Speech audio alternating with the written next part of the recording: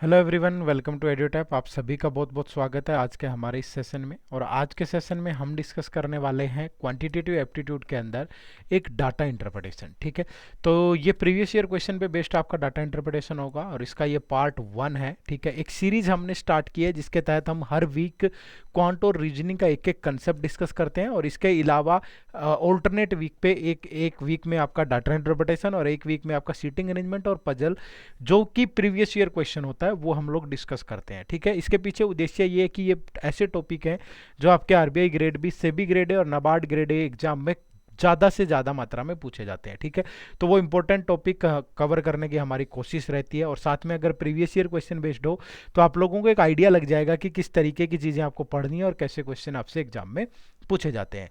तो चलिए फिर स्टार्ट करते हैं आज का हमारा सेशन बिना किसी देरी के। सेशन में आगे बढ़ने से पहले आप सभी को बताना चाहूँगा, अगर आप हमारे चैनल पर नए हैं तो आप हमारा यूट्यूब चैनल सब्सक्राइब कर लें। फ्री कंटेंट और नोटिफिकेशन के लिए टेलीग्राम चैनल जरूर ज्वाइन करें जिसका लिंक इसी वीडियो के डिस्क्रिप्शन में दिया गया है। एक सुपर सेल जिसका आज लास्ट डे है, ठीक है, जिसमें हम एडोटैप की तरफ से आप लोगों को 40% प्लस एडिशनल 10% का ऑफ प्रोवाइड कर रहे हैं, जो कि हमारे सभी कोर्सेज जैसे RBI grade B, SEBI grade A, NABARD grade A, ESIC deputy director, IBPS AFO, UPSC APFC, आयकर एओ, पीएफआरडीए ग्रेड डी या जितने भी हमारे कॉम्बो कोर्सेज है सभी पे आपको 40 प्लस 10% का एक्स्ट्रा एडिशनल डिस्काउंट मिलेगा, जिसके लिए आपको कोड यूज़ करना है लास्ट 10 LAST10। ठीक है, और ये कोड आज एक्सपायर हो जाएगा, तो आज आपके पास मौका है कि हमारे इन कोर्सेज से जुड़ के आप अपनी तैयारी को बहुत बेहतरीन तरीके से आगे बढ़ा सकते हैं और निश्चित रूप से सफलता आपको मिलेगी अगर आप मेहनत के साथ जुड़ेंगे तो। और इन कोर्सेज का लिंक भी इसी वीडियो के डिस्क्रिप्शन में अवेलेबल है। तो चलिए फिर स्टार्ट करते हैं आज का हमारा सेशन। और आज के इस टॉपिक में डाटा इंटरप्रिटेशन में हमने एक डीआई जो लिया है वो हमारा अर्थमेटिक पे बेस्ड है और उसमें भी एक particular topic profit and loss से बेस्ड हमने डीआई लिया है। ठीक है, तो जब भी आप अर्थमेटिक पे बेस्ड डीआई सोल्व करते हैं, चाहे वो टाइम एंड वर्क है, चाहे वो प्रॉफिट एंड लॉस है, टाइम एंड डिस्टेंस है, बोट एंड स्ट्रीम है, पाइप्स है, जिस प्रोबेबिलिटी पे बेस्ड हो सकता है, मतलब किसी भी टॉपिक पे, तो उस टॉपिक की बेसिक जानकारी होना आपके पास बहुत ज़रूरी है। अगर आपको उस टॉपिक का बेसिक मालूम नहीं, बहुत अपर चीज़ें नहीं ज़रूरी कि आपको ये वाली ट्रिक आती है कि नहीं आती है, वो वाली ट्रिक आती है कि नहीं आती है, ये सब ज़रूरी नहीं है। ठीक है, तो आपको उस टॉपिक की बेसिक जानकारी होनी जरूरी है। और दूसरी ये चीज़ ध्यान रखिए कि डीआई हमेशा प्रैक्टिस करना है। डीआई प्रैक्टिस करने से आपका डीआई तो सोल्व होगा ही होगा, कैलकुलेशन वाला पार्ट तो स्ट्रॉन्ग होगा ही होगा, साथ में उस टॉपिक के बेसिक क्लियर हो जाते हैं हमेशा। तो कोई भी टॉपिक जब आप पढ़ो तो उस टॉपिक के एंड में उस टॉपिक का डाटा इंटरप्रिटेशन आपको जरूर सोल्व करना है। ठीक है, चलिए, तो आज का जो हमारा डीआई होगा वो प्रॉफिट एंड लॉस पे बेस्ड होगा और इसमें जो बेसिक जानकारी आपको जो टर्म्स यूज होती हैं वो क्या क्या यूज होती हैं, जैसे कि आपका सीपी है, ठीक है, जैसे आपका एसपी है, जैसे आपका प्रॉफिट है, जैसे आपका लॉस है, ठीक है, जैसे आपका डिस्काउंट है या जैसे आपका एमआरपी है। ठीक है, जो मेजर टर्म्स हैं जो यूज होती हैं बार बार, वो ये 6 टर्म्स यूज होती हैं प्रॉफिट एंड लॉस के अंदर। ठीक है, सीपी का मतलब आप सभी जानते हैं, किसी आर्टिकल को जिस अमाउंट पे खरीदा जाता है या उसको मैन्युफैक्चर करने का जितना भी कॉस्ट आती है उसी को उसकी जो कॉस्ट प्राइस बोलते हैं। सेलिंग प्राइस का मतलब होता है कि जिस किसी आर्टिकल को जिस प्राइस पे सेल किया जाता है उसको उसका सेलिंग प्राइस बोला जाता है। अगर प्रॉफिट का मतलब यहाँ पे क्या है कि अगर आपका सेलिंग प्राइस ज़्यादा है कॉस्ट प्राइस से तो हमें हमेशा प्रॉफिट होता है। तो यहाँ से एक चीज़ देखो, कभी भी चीज़ें रटनी नहीं है, आपको समझनी है। तो यहाँ से आपको ये समझना है कि अगर मैं सेलिंग प्राइस में से कॉस्ट प्राइस माइनस कर दूं तो हमेशा हमारा क्या आ जाएगा, प्रॉफिट आ जाएगा। समझ रहे हो? अगर मुझे ये बताना हो कि इस आर्टिकल का सेलिंग प्राइस कितना रहा होगा तो जितना उसका कॉस्ट प्राइस था प्लस जितने का प्रॉफिट हुआ है वो उसका सेलिंग प्राइस होगा। और अगर ये बताना हो कि उसका कॉस्ट प्राइस कितना रहा तो जितने में सेल किया माइनस उसका प्रॉफिट कर दो तो क्या आ जाएगा, उसका कॉस्ट प्राइस आ जाएगा। तो हमेशा ये चीज़ ध्यान रखनी है, इस तरीके से रटना नहीं है कभी भी। ठीक है, लॉस का मतलब क्या होता है? लॉस का मतलब होता है कि जब हमारा कॉस्ट प्राइस जो है वो सेलिंग प्राइस से ज़्यादा हो तो हमें हमेशा क्या होगा, लॉस होगा। जैसे मैं यहाँ पे बात करूँ कि कॉस्ट प्राइस में से अगर सेलिंग प्राइस माइनस कर दोगे तो किसके इक्वल आ जाएगा, लॉस के। ठीक है ना, अगर कभी भी आपको बताना है कि कॉस्ट प्राइस कितना रहा तो जितने में सेल किया प्लस जितने का लॉस हुआ वो हमारा कॉस्ट प्राइस हो जाएगा। अगर बताना हो कि सेलिंग प्राइस क्या है तो जितने का था और उसमें से लॉस माइनस कर दो तो वो हमारा क्या होगा, सेलिंग प्राइस हो जाएगा। समझ रहे हो कि नहीं समझ रहे हो? तो इस तरीके से आपको ये चीजें ध्यान में रखनी है। ठीक है, डिस्काउंट क्या होता है? डिस्काउंट होता है कि किसी आर्टिकल के ऊपर, ठीक है। जब कोई छूट दी जाती है, मतलब कुछ प्रतिशत उस पर बोल दिया, अमाउंट कम कर दिया, तो उसे डिस्काउंट बोला जाता है। ठीक है, तो ये बात ध्यान रखिए, जो प्रॉफिट और लॉस होते हैं ना, हमेशा प्रॉफिट या लॉस हमेशा एक्चुअल में कॉस्ट प्राइस पे कैलकुलेट किए जाते हैं। ठीक है, कॉस्ट प्राइस पे कैलकुलेट किए जाते हैं, सीपी पर, प्रॉफिट हो चाहे लॉस हो एक्चुअल में। वैसे वो किसी से भी कंपेयर करके दे सकता है कि उसका जो लॉस है वो उसके सेलिंग प्राइस का 10% है, उसका जो प्रॉफिट है वो उसके सेलिंग प्राइस का इतने % है, कंपेयर किसी से भी कर सकता है। बट एक्चुअल प्रॉफिट या लॉस अगर कैलकुलेट करना है तो वो किस पे कैलकुलेट होता है, कॉस्ट प्राइस पे। ऐसे ही जो डिस्काउंट कैलकुलेट होता है वो हमेशा एमआरपी का पार्ट होता है। समझ रहे हो, किसका पार्ट होता है, एमआरपी का। एमआरपी का मतलब आप समझते हैं सारे, एमआरपी कह लो, एमपी कह लो, या सेल प्राइस कह लो, ये सारी चीजें एक ही है। तो जो डिस्काउंट होता है वो हमेशा एमआरपी का, एमपी का, सेल प्राइस का पार्ट होता है। ठीक है, तो मैं बोल सकता हूं कि जो एमआरपी है अगर उसमें से डिस्काउंट माइनस कर दें तो हमेशा जो बचता है वो हमारा सेलिंग प्राइस है। सपोज किसी आर्टिकल का जो प्राइस है वो 500 है एमआरपी, उसने उस पर क्या किया, आपको डिस्काउंट दे दिया 100 का, तो जो सेलिंग प्राइस होगा वो 100 माइनस होके होगा, 500 माइनस 100 यानी कि आपका सेल प्राइस कितना है, सेलिंग प्राइस कितना है, 400 है। समझ रहे हो, तो एमआरपी में से डिस्काउंट माइनस करोगे तो सेलिंग प्राइस आ जाएगा। अगर एमआरपी बताना है कितना है और हमें सेलिंग प्राइस और डिस्काउंट पता है तो फिर दोनों का सम कर दो भाई। ठीक है, अगर हमें सेलिंग प्राइस बताना है और हमें एमआरपी पता है तो एमआरपी में से डिस्काउंट माइनस कर दो। ये तो चलो अब मैंने ऊपर बता ही दिया है। ठीक है, कभी डिस्काउंट बताना हो कि डिस्काउंट कितने का दिया और हमें एमआरपी और सेलिंग प्राइस पता है तो एमआरपी में से सेलिंग प्राइस माइनस कर दो। ठीक है, तो इस तरीके से ये जो बेसिक बेसिक टर्म्स है, और भी कंसेप्ट हो सकते हैं, डिसऑनेस्ट शॉपकीपर का हो सकता है, आर्टिकल पे बेस्ड हो सकता है। ठीक है, वो मेजर नहीं है, जो टर्म बार बार वो इन पे बेस्ड है। समझ रहे हो ना, डिसऑनेस्ट शॉपकीपर है या दूसरे कोई भी सक्सेसिव डिस्काउंट का है कंसेप्ट है, वो सारे इन पे बेस्ड है। ये टर्म्स मेजरली यूज होती है। ठीक है, तो पहले जब भी आप डीआई सोल्व करो तो जिस भी टॉपिक पे बेस्ड है उसकी जो मेजर टर्म्स हैं वो आपको पता होनी चाहिए। क्लियर, और रटना नहीं है, थोड़ा सा देखो कि किस तरीके से वो चीजें बन रही है। ठीक है, चलो अब इस पे बेस्ड देखते हैं कि किस टाइप का डीआई है हमारे पास, कैसे क्वेश्चन है और उनको किस तरीके से सोल्व करना है। तो ये जो आज का डीआई होगा ये RBI grade B 2021 memory based question से हमने ये लिया है पेपर से। ठीक है, तो देखो किस टाइप की चीजें हैं। सबसे पहले इन्फॉर्मेशन हमें गिवन है कि study the following information carefully and answer the given question. The table below shows cost price and selling price of 5 different article sold by A shopkeeper. तो ये हमारे पास पूरी टेबल है जिसमें कुछ डाटा मिसिंग है। क्या क्या गिवन है, कुछ आर्टिकल हैं P Q R S T और यू, कुछ आर्टिकल के कॉस्ट प्राइस हमारे पास है, कुछ के सेलिंग प्राइस हैं, किसी का कॉस्ट ऑफ ट्रांसपोर्ट है हमारे पास, किसी में प्रॉफिट % दिया, कहीं लॉस % दिया, कुछ डाटा मिसिंग है। ठीक है, और यहाँ एक नोट भी दिया हुआ है कि जो टोटल कॉस्ट प्राइस होगा ऑफ आर्टिकल वो cost price plus cost of transportation मिला करके फिर वो बनेगा टोटल कॉस्ट प्राइस। ठीक है जी, चलो अब पहला क्वेश्चन देखो क्या है हमारे पास। If the cost price of article S is 20% more than the cost price of article T. जो एस है, आर्टिकल एस का जो कॉस्ट प्राइस है वो आर्टिकल टी के कॉस्ट प्राइस से 20% ज्यादा है। अब देखो कि आर्टिकल टी का कॉस्ट प्राइस कितना है, क्या हमारे पास गिवन है, ये कॉस्ट प्राइस है और ये आर्टिकल टी है, तो आर्टिकल टी का कॉस्ट प्राइस 8000 है। ठीक है, और आर्टिकल एस का कॉस्ट प्राइस इससे 20% ज्यादा है, तो एस का कॉस्ट प्राइस कितना होगा भाई, 120% लेंगे भाई, 120% ऑफ 8000। तो 120% लोगे तो ये कैलकुलेशन इतनी आसान है, अगर आप कर सकते हो तो आप डायरेक्टली देखो कि 20% इसका 1/5 होगा यानी 1600, तो 8000 प्लस 1600 ये 9600 बन जाएगा। या आप इस तरीके से कैलकुलेट कर सकते हो। तो आर्टिकल एस का जो सीपी आ गया हमारे पास वो 9600 है। ठीक है, अब क्वेश्चन क्या है कि find the selling price of article S. अब आर्टिकल एस का सेलिंग प्राइस देखो, आर्टिकल एस ये है भाई, हमारे पास सीपी आ गया कितना 9600 और ये सेलिंग प्राइस हमें बताना है। लेकिन यहाँ पे ये देखो कि कॉस्ट ऑफ ट्रांसपोर्टेशन भी है कितना 500, और उसने बोला था कि टोटल कॉस्ट ऑफ आर्टिकल क्या है, cost price plus cost of transportation. तो आर्टिकल एस का जो सीपी होगा वो 9600 प्लस कॉस्ट ऑफ ट्रांसपोर्टेशन 500 यानी कि कितना होगा 10100 होगा। ठीक है, कितना होगा 10100।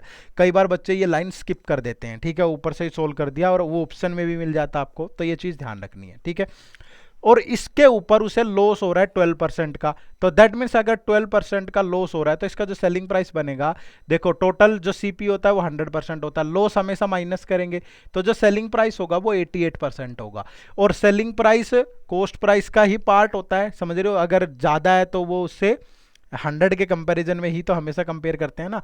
तो यानी कि यहाँ पे जो 88% है वो कॉस्ट प्राइस का लेंगे, कॉस्ट प्राइस कितना है 10,100, तो 88/100 इंटू 10,100 कैंसिल हो गया भाई, तो ये कैलकुलेट करोगे तो 8888 आपके पास आ जाएगा, यानी कि option C is the right answer. Clear है, यानी ज्यादा मुश्किल नहीं था, बस डाटा को ध्यान से पढ़ना है और जो भी आपको बेसिक नॉलेज है उसके बारे में वो अप्लाई करनी है बस, ठीक है, समझ में आया सभी को। चलिए नेक्स्ट देखो क्वेश्चन नंबर 2, ऊपर वाला डाटा सेम है, डाटा टेबल सिर्फ क्वेश्चन डिफरेंट है, तो मैं वो क्वेश्चन पे ही आता हूं डायरेक्ट।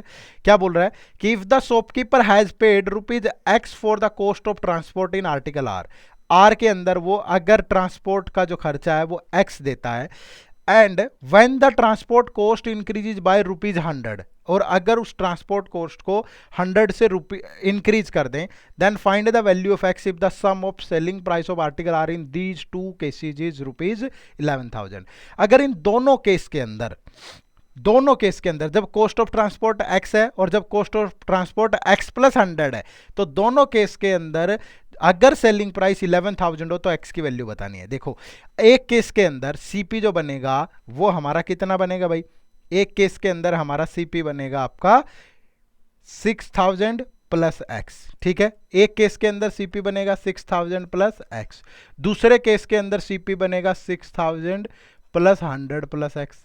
बनेगा कि नहीं बनेगा, क्योंकि एक केस में ट्रांसपोर्ट का खर्चा x है, दूसरे में 100 प्लस एक्स है, और दोनों का एसपी मिलाकर के 11,000 है, और आर के अंदर उसे क्या हो रहा है 20% का लॉस। तो जब पहले वाले का एसपी लूंगा तो that is 80% of 6,000 plus x, plus फिर जब मैं दूसरे वाले का लूंगा तो ये कितना होगा 80% ऑफ 6,100 प्लस एक्स, यही तो होगा, और ये दोनों इक्वल हैं 11,000 के। सिर्फ कैलकुलेशन है, कुछ भी नहीं था बाकी क्वेश्चन के अंदर। अब आप कैलकुलेट करोगे, अगर आप 80,000 का 6,000 का 80% लो तो ये 4,800 हो गया, और प्लस 80% ऑफ एक्स लोगे तो 0.8x हो जाएगा, ठीक है भाई, 80/100 0 से 0, हाँ 0.8x हो जाएगा, और प्लस अब 80% ऑफ 6,100 लोगे तो ये 4,800 और 80 हो गया भाई, ठीक है 4,880, और प्लस ये 0.8x हो गया भाई, ठीक है, और ये दैट इज इक्वल टू 11,000। अब देखो 4,800 4800 उधर जाके, और ये हो गया 1.6x is equal to 11,000 minus 48 9680 minus करोगे तो देखो 10,000 में से अगर 9680 घटाएं तो 320, और 1,000 तो था ही, तो मतलब ये बच गया 1,320।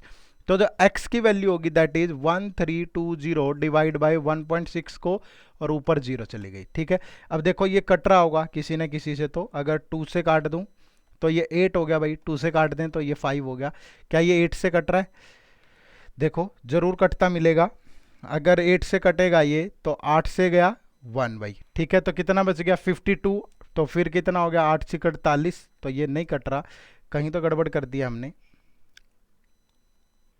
ये 4,800 हो गया, और ये 4,800 और 100 का 80% ये इतना ही होगा, 8 एकम 8 8 6 48 80, और ये 80% ऑफ x, तो ये 0.8x हो गया भाई, तो 8 और 8 16, तो 1.6x हो गया, 11,000 माइनस 48 9680, तो ये 320 ऐड करोगे इसके अंदर तो ये 10,000 बन जाएगा 1,320, तो फिर कहीं गड़बड़ तो नहीं है, 2 से 5 2 से 8 8 से गया तो 52 बच गया, तो 8 6 48 और 4 बच गया ना 0, तो 8 पंजे 40, तो ये बच गया 5, तो ये 5 से जाएगा तो 16 पंजे 80 और 5 पंजी 25, तो 825 यहाँ पे x की वैल्यू आ जाएगी, ठीक है, तो यानी कि option E is the right answer.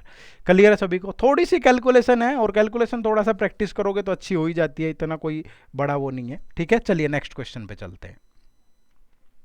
देखो next question, if the cost of transportation और आर्टिकल टी इज ₹300, अगर आर्टिकल टी पे कॉस्ट ऑफ ट्रांसपोर्टेशन 300 है, ठीक है, and the selling price of article P is 40% less than the selling price of article T, then find the profit earned on article P.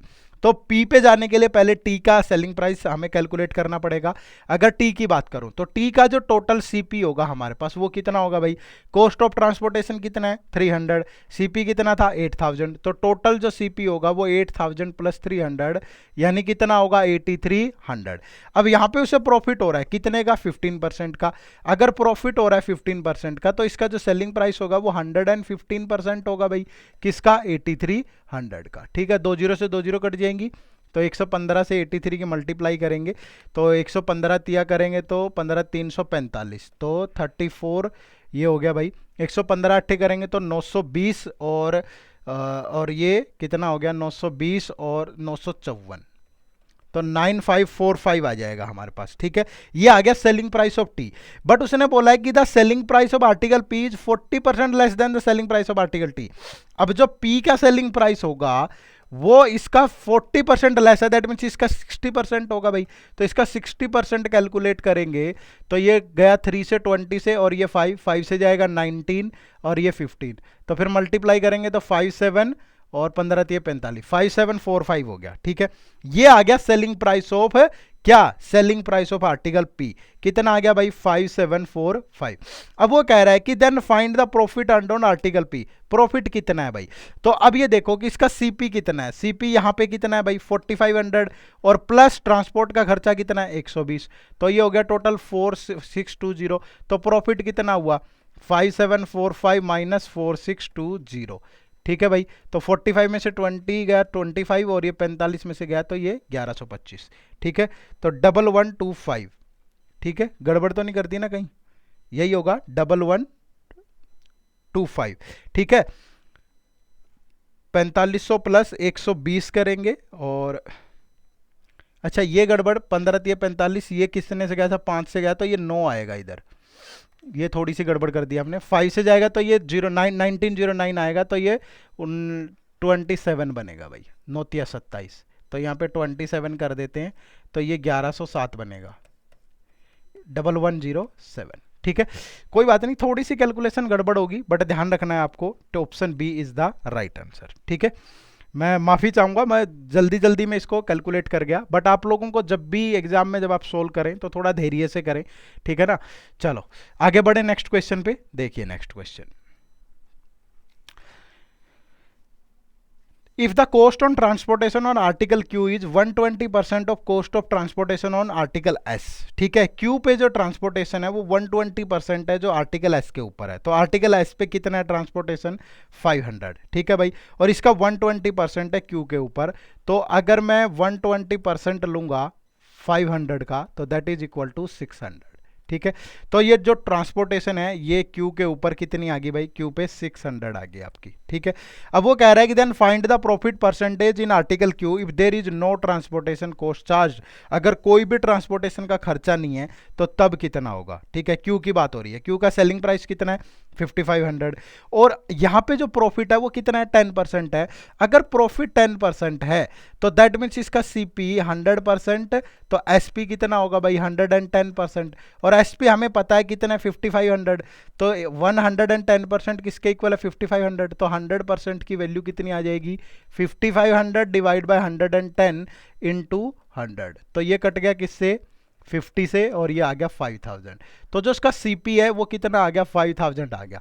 ठीक है, CP आ गया कितना 5000, but जो transportation का खर्चा है वो कितना है 600 है भाई, तो जो ओरिजिनल सीपी बनेगा, जो यहां पे जो सीपी बनेगा वो सीपी कितना बनेगा, इस 5000 के अंदर तो ट्रांसपोर्टेशन का खर्चा भी है ना, समझ रहे हो ना, तभी तो उसने सेलिंग प्राइस पे, तभी तो उसने प्रॉफिट 10% बताया, तो जो ओरिजिनल सीपी बनेगा वो 5000 माइनस ट्रांसपोर्टेशन का खर्चा, यानी कि जो सीपी था वो ट्रांसपोर्टेशन से अलग, क्योंकि उसने बोला है हमें यह बताना है कि find the profit percentage in article Q if there is no transportation cost charge, तो अगर कोई भी ट्रांसपोर्टेशन का खर्चा नहीं होगा तो तब सीपी कितना होगा भाई 4400 होगा, और जो सेलिंग प्राइस है वो कितना है 5500, तो प्रॉफिट कितना हुआ 1100, तो प्रॉफिट परसेंट कितना होगा 1100 डिवाइड बाय 4400 इंटू 100, तो ये कट गया 4 से कटेगा 25%, तो जो प्रॉफिट होगा वो उसका तब कितना होगा 25% होगा, यानी option D is the right answer. Clear है सभी को भाई, चलिए तो थैंक यू वेरी मच, आप सभी का बहुत बहुत शुक्रिया सेशन से जुड़ने के लिए। और मैं जो इस सेशन में हमने पूरा समझाया आपको, वो ये कि जब भी आप अर्थमेटिक बेस्ड डीआई सोल्व करें, जरूर सोल्व करना चाहिए आपको। पहली बात तो ये है, ठीक है। जब भी आप किसी टॉपिक पे बेस्ड सोल्व करें तो उसकी पहले मेजर टर्म्स के बारे में देख लें कि कौन कौन सी टर्म्स यूज हो सकती हैं, उनका मतलब क्या होता है, ठीक है। थोड़ा कैलकुलेशन का ध्यान रखें, हमसे थोड़ी सी मिस्टेक हुई है एक आध क्वेश्चन में कहीं जल्दी में, ठीक है। तो आप लोगों को वो ध्यान रखना है, ठीक है, वो ऐसी मिस्टेक ना हो आपसे। हमारा तो ऑप्शन ही मैच नहीं किया तो काम चल गया, बट आपके लिए वो ज़्यादा मुश्किल हो सकता है, ठीक है। चलिए, तो उम्मीद करूंगा कि आप सबको समझ में आया होगा ये, ठीक है। और अगर अच्छा लगा तो ज़्यादा से ज़्यादा लाइक करिए, शेयर करिए। आपकी कोई भी क्वेरी है तो आप हमें दिए गए नंबर पे कभी भी सुबह 10 बजे से शाम के 7 बजे तक कॉल कर सकते हैं, या 24/7 आप कभी भी हमें मेल कर सकते हैं।